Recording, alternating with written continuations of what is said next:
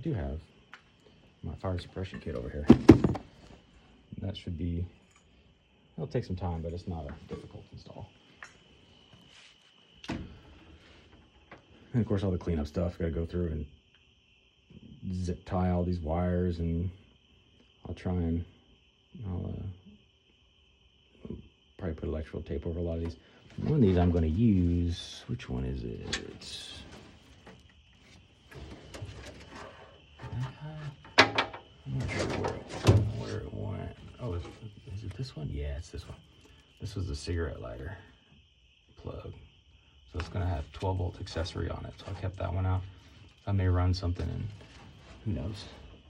I'll plug something into it. Maybe one of those little marine USB-B panels. So we have some USB ports. We may run some streaming stuff, or some kind of camera while we're driving.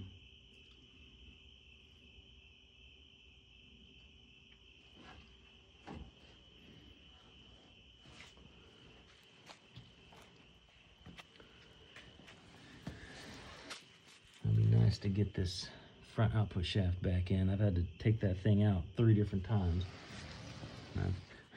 I've recaptured my oil a few times. Like, I'm not about to dump all that. That's good gear oil, so just dump it out, filter it, and put it back in the bottle.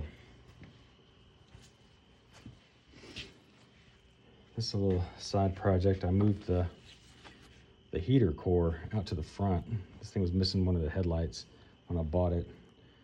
Somehow that one actually works. Actually, all the lamps on this thing work. But with the heater core taken out of the cab, that's where it used to go, the little oval right there. Of course, it was in the dash and all that. It had a big blower motor attached to it and all that. And of course, I ripped all that out and tossed it. So I just had this dangling in the cab. I was like, well, I don't want it in there because it's just going to be hot. And you're sitting there driving around a racetrack, it's just going to be putting out heat. I was like, well, I'll hang it out the front of the where the grill used to be, where the headlight used to be. I'd like to get it lined up a little better. I really need to trim those down, and that would be ideal if I could get it cut down and just shorten that. It'd be a lot easier to mount.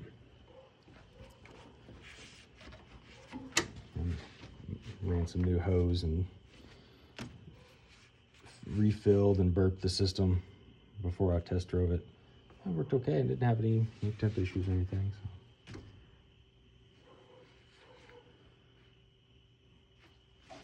If we have time, I have a new timing belt and timing pulley. I'd like to do that.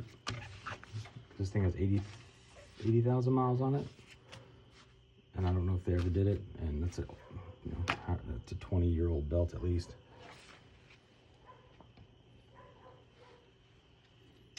I'm hoping once we get this stuff done, we'll be basically complete.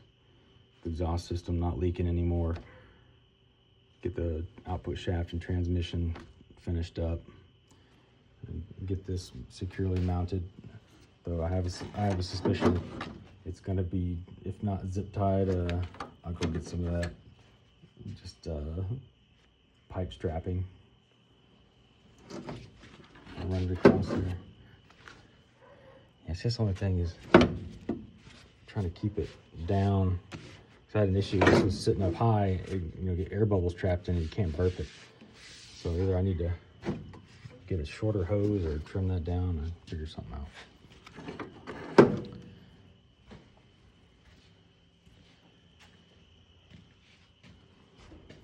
And that's pretty much it for now. It's kind of in the final stretch / freaking out because we have 3 weeks left and I have parts laying in the floor pan. Also have a kill switch coming. That's another thing. I finally broke down and bought one. I had to go through the wiring diagram. It's not complicated. I just wanted to be sure. Because this is an older car. It has a computer. It has no fancy modern stuff. But you still would kill your 12 volt, you know, from the battery. But then you also want to kill the ignition up here. And with all this exposed, it's real easy. You just find that wire and clip it. Because once you kill the ignition, there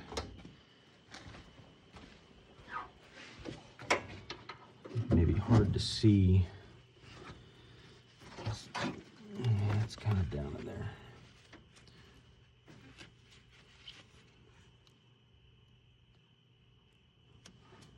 If I could turn the dang light on.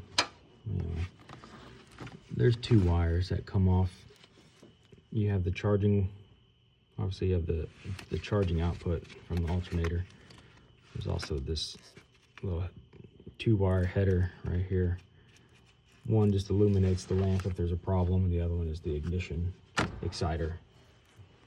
So once you cut that ignition wire, it cuts the internal voltage regulator and shuts the alternator down, which is kind of nice because this is older. You don't have to do any like shorting to ground or with a resistor or anything like that. You can get away with a 4-pole kill switch. I bought a 6-pole because they're cheaper. That's what everyone runs now. Most people aren't driving old stuff. I mean, the 4 poles were the same price. You know, you're going to spend $50. So I figure I'll get the one that Lemons. They know what it looks like. They know. I bought it from their store. So yeah, we just cut the signal, that ignition wire, and cut the 12 volt. We're good to go.